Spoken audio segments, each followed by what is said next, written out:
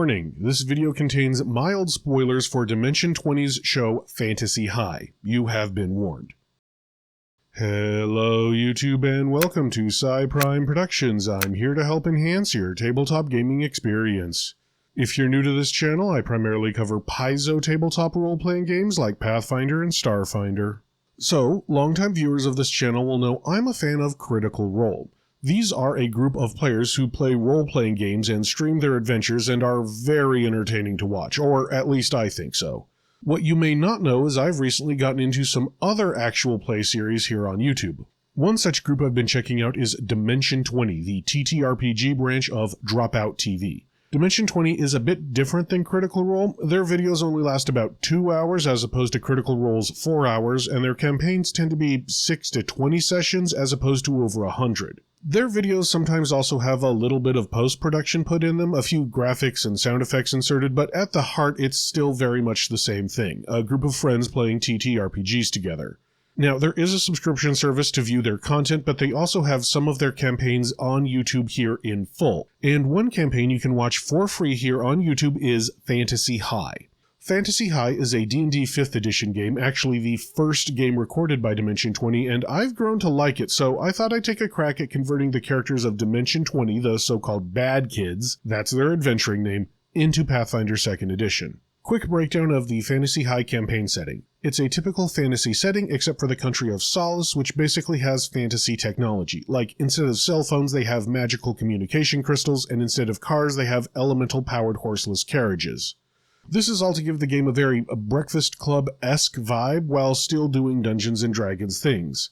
The game follows 6 students from the Eggfort Adventuring Academy, a D&D high school designed to teach students how to become adventurers. Couple of things about the Fantasy High campaign. First of all, it seems to be a house rule that characters can wear armor, but it looks like normal clothes. Like, I'm pretty sure Kristen Appleby's here wears heavy armor of some sort, but it looks like she's wearing a tie-dye t-shirt. This rule is never outright stated, I'm just going on context clues. Secondly, just a warning, all of the characters come from broken or at least damaged families, so maybe trigger warning. Lastly, since there are 6 characters to get through, I won't be doing in-depth character builds and instead just be doing general overviews. Also, for this video, I will only be building characters using the first season of Fantasy High. In later seasons, the bad kids retrain or swap out some levels of their classes for other classes, change their subclasses, that sort of thing. I'm just going to be building them as they appear in the first season, though I will have some options to bring in some second season stuff in the builds if you want.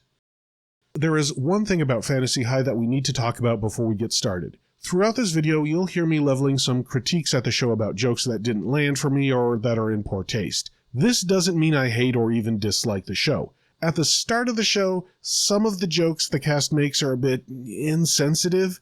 These jokes mostly go away by episode around 4 as the series finds its footing. Just know that the first few episodes have some issues that generally do not persist throughout the series. So, don't get me wrong, the series is mostly fun overall, but I will be calling out some of the more problematic parts. Starting off, there is Adine Abernant. In D&D, she is an elven divination specialist wizard. Also, she is the daughter of a very prominent upper-class elven family. She is very kind and extremely intelligent, but physically very weak, and she has an anxiety disorder. Please note when I say that, I'm not saying that an anxiety disorder is her fault or it's a personality defect or anything. It's just an obstacle in her life to overcome. Want to be very clear on that. Adine's parents are by far the worst in the series. Her folks compelled both of their daughters to pursue toxic levels of perfectionism and blatantly favor their oldest daughter over Adine, at least in the first season. It's to the point where Adine's older sister is arrested and the parents cause an international incident to break her out, leading to a war. When Adine is arrested, however, her parents don't even visit her and in fact leave the country without telling her, let alone taking her with them. They are truly the worst. Now, before I dig into Adine, there is a spoilerific thing we need to discuss. She's the Elven Oracle. In the world of Fantasy High, the Elven Oracle is a mystical position. When one dies, the next most promising Elven Diviner becomes the next Elven Oracle. Note I did not say best or most powerful, just the most promising. At the start of the series, Adine becomes the Elven Oracle, but doesn't know it yet. Anyway, obviously, Pathfinder Adine is an elf. Because of the Elven Oracle thing, I'd choose the Heritage Seer Elf, which gives her Detect Magic at will and gives her a bonus to identifying items. For her first level Ancestry feat, I'd grab Unwavering Mind to give her a resistance to Charm and Sleep spells like D&D elves have. Moving on, for background, I considered Chosen One or Blessed because of the whole Elven Oracle thing, but I decided on Academy Dropout. I use dropout in quotation marks here because Adine's backstory is that she first applied to a different wizard high school but failed the entrance exam due to a panic attack, and her slimeball parents blamed her instead of getting her the help that she needed. They are really the worst. So, not technically a dropout, but in that same vein. Anyway, it ended up for the best as Adine made some friends who helped her get away from her toxic parents at Eggford. So, the background gives Adine the Arcana skill, Academia lore skill, and Dubious Knowledge skill feat. Next up is class, and that is a bit interesting. Because she is the Elven Oracle, I could go, well, Oracle. But the Elven Oracle isn't really a Pathfinder version of an Oracle, so I'll stick with Wizard like her Dungeons & Dragons counterpart. For subclass, if the GM allowed it, I'd go for the old pre-remastered Divination Wizard, but if that's not an option, I'd go with Protean Wizard. See, Adine's go-to attack seems to be Ray of Sickening, and Protean Wizards get a focusing spell that is like that. For her thesis, there are a few options. In the second season, she does get a familiar, but since this is the first season, I'd go with Spell Substitution or Spell Blending. And really, beyond that, there are no other special considerations for Adine. Moving on to Kristen Applebee's. In D&D, at least in the first season, she is a human healing domain cleric that starts off worshipping Helio, this world's deity of the sun, harvest, and corn specifically. You see, there's a joke in the series. Kristen is very Midwestern United States coded. They grow a lot of corn there. God of corn, you get it. She also comes from an ultra-religious, actually cult-adjacent family. Kristen is very kind and extremely willing to help those in need. She's also not very judgmental, which is surprising considering her upbringing. Her weaknesses are basically that she's pretty clumsy, and at least at the start of the campaign, she's very naive, having grown up in an ultra-religious household. She doesn't really know how to engage with other kids who don't share her religion. And yeah, it's time for the family baggage thing. Her family's love is extremely conditional on Kristen keeping the faith, and when she starts doubting Helio, they basically immediately cut her off. The family even completely ignores Kristen's warning that their lives are in danger because Kristen missed church one day. Yeah, they are the second worst family in the series, in my opinion. So for Kristen, I'm going to make some choices that are not optimal, but will work and make sense for her character, so fair warning. Starting off, Kristen is a human, that's pretty easy. I'd go with the Versatile Human Heritage for a free general feat, and I'd grab Armor Training. Don't worry, this will make sense. For Ancestry feat, I'd grab General Training for Armor Training again, getting Kristen up to Medium Armor Training. For background, there are a few to choose from. She seems to be a chosen one of Helio, kinda sorta, but that doesn't come up much. I considered Raised by Belief for Helio, but given that Kristen breaks her faith with him, or starts to in the first season, and that background is kinda funky with changing faiths, I decided to go with Acolyte. This gives her the Religion skill, Scribing lore skill, and the Student of Canon skill feat. Moving on to class, D&D Kristen is a cleric, and I see no reason to change that. If you wanted a Pathfinder deity similar to Helio, I'd go with Erastil. Erastil is the deity of hearth and putting food on the table, and two of his edicts are to perform your duty and never betray your family. This could explain why Kristen's parents reacted so negatively. They could see her breaking with her faith as abandoning her family and her duty. For subclass, it's pretty obvious that Kristen is not a war priest. She rarely fights with melee weapons and seems to be focused on spellcasting almost exclusively. In my mind, she has to be a cloistered cleric, which makes sense as she was cloistered within her religious household. However, she does wear heavy armor, hence all the armor training feats. Speaking of, for special considerations, I'd maybe grab Sentinel Dedication to get her up to heavy armor training. Again, not optimal, but I think it represents her well. Moving on to Figurath or Fig Faeth. In D&D, she is a tiefling or part fiend. Her story is that she grew up as an elf in a loving elf family thinking she was an elf. Then her horns grew in and she discovered she was part fiend and that the man who raised her, Galir, wasn't her biological father. At the start of the campaign, Fig is leaning hard into her fiendish origin, really playing up her diabolic, rebel-without-a-cause attitude. Fig is loyal and always down to help her friends, but she is a bit of a poser. She pretends to be this uncaring rebel, but it is clear to all that she isn't. Oh, and also, is really into assuming false identities, which can be problematic, one of those jokes that doesn't land for me. Her parental baggage isn't too bad, at least not compared to Adine or Kristen. Her parents got a divorce over Sandra, Fig's mother, not telling Galir, who is the man that raised her, about Sandra's infidelity with Fig's biological father, the Fiend. Also, Galir takes the divorce really hard, which leads to some not great jokes at his expense. For Pathfinder, I'd make Fig an elf with the Nephilim versatile heritage, specifically part Fiend. For her ancestry feat, I'd grab the human feat general training for armor training. I'm going to want Fig to be a strength-based bard, so she'll need medium armor to do well in combat.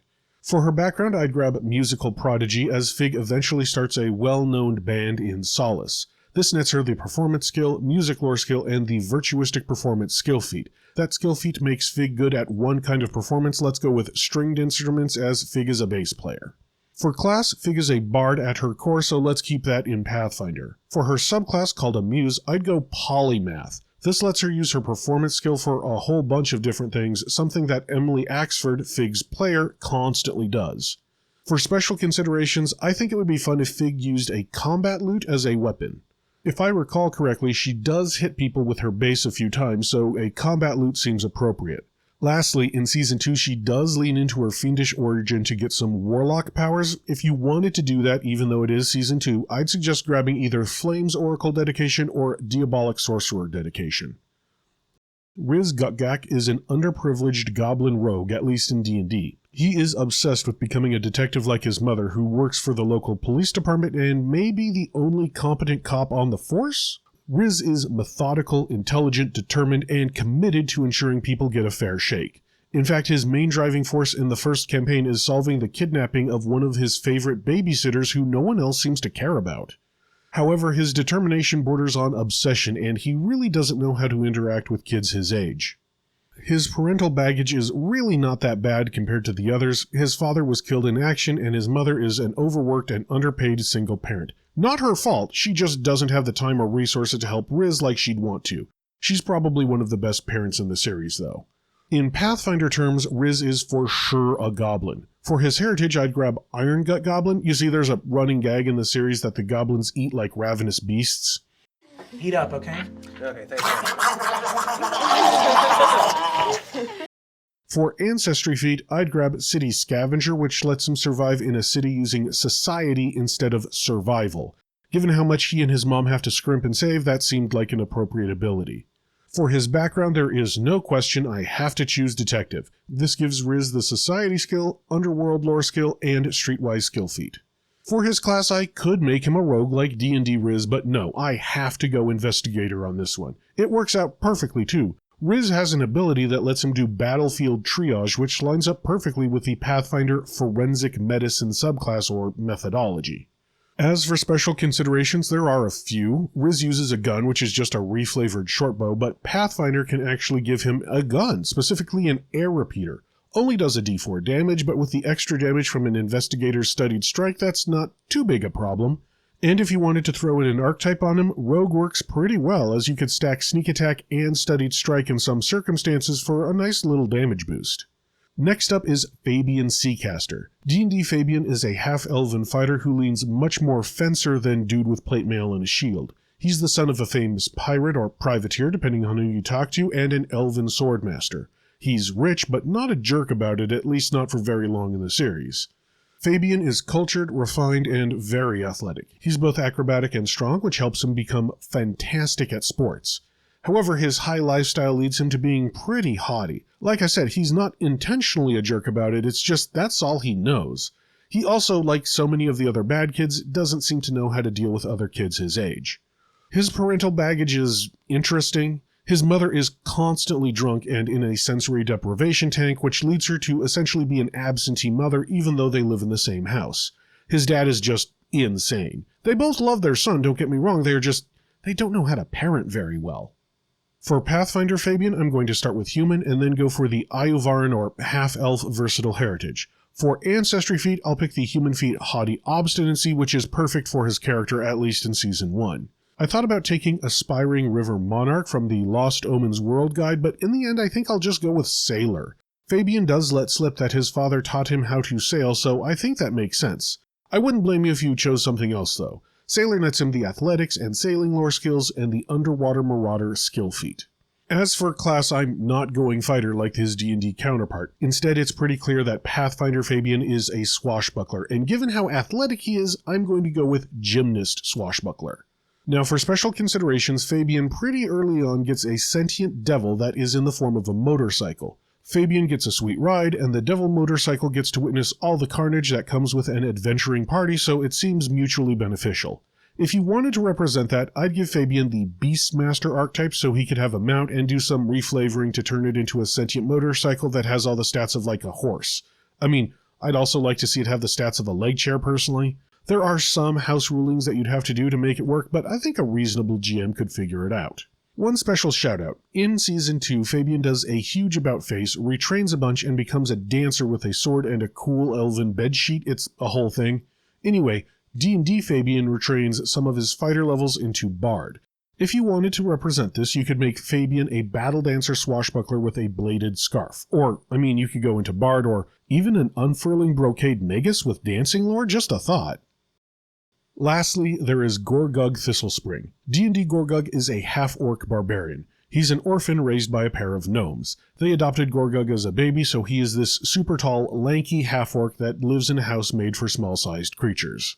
Gorgug is kind and loyal and has a pretty clear and calm demeanor when he's not raging, of course.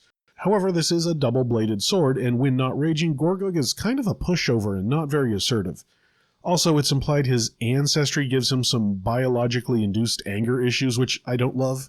Gorgug's parents are very kind and supportive, but kind of out of touch. At the start of the series, they don't realize that Gorgug may need professional psychological support and give him advice which will get him bullied at school. I mean, not intentionally, they mean well, they are just very out of touch. So, like others, Gorgug is kind of a joke that doesn't quite land for me, but it is basically dropped after the first few episodes. He's played as like one of those weird but kind-hearted loner kids who gets bullied until he snaps. Yeah, that old trope. Again, not my favorite joke they make, but also that kind of gets dropped after the first few episodes. For Pathfinder Gorgug, his ancestry is human, and his heritage is versatile heritage for Dromar or half-orc. Now, 90% of Gorgug's character development comes from him having orcish heritage, so if you wanted to make him a full-blooded orc, that would be fine too. For his first level ancestry feat, I'd pick up Orc Sight to give him full-on dark vision, though I could see also taking Orc Ferocity. For his background, that's kinda tricky. There are a few I could take, but I think I will go with Tinker. Both of Gorgug's parents are gnomish inventors, you see, and Gorgug learns a bit of tinkering from them. This becomes more pronounced in later seasons, but for now it gives Gorgug the crafting skill, engineering skill, and specialty crafting skill feats. For his class, D&D Gorgug is a barbarian, and that's fine for Pathfinder Gorgug. For his subclass, called an Instinct, I'd grab whatever you want. I think Fury fits him best, but given the size of his axe here, I could also see Giant Instinct. For special considerations, there's not much in the first season. In the second season, he does gain some levels of Artificer, so if you wanted to represent that in Pathfinder 2e, I'd have him grab Inventor Dedication, but again, that's a Season 2 thing. And that's it for the bad kids. Let me know what you think. Have you watched Fantasy High before? Has this inspired you to do a rewatch? Let me know in the comments below. If this video does well, I might think about doing other Dimension 20 series like Unsleeping City or Escape from Bloodkeep. And as always, make sure to like and subscribe. That tells not only me, but also YouTube that you like this kind of content and would like to see more. And until next time, thank you, good luck, and happy gaming!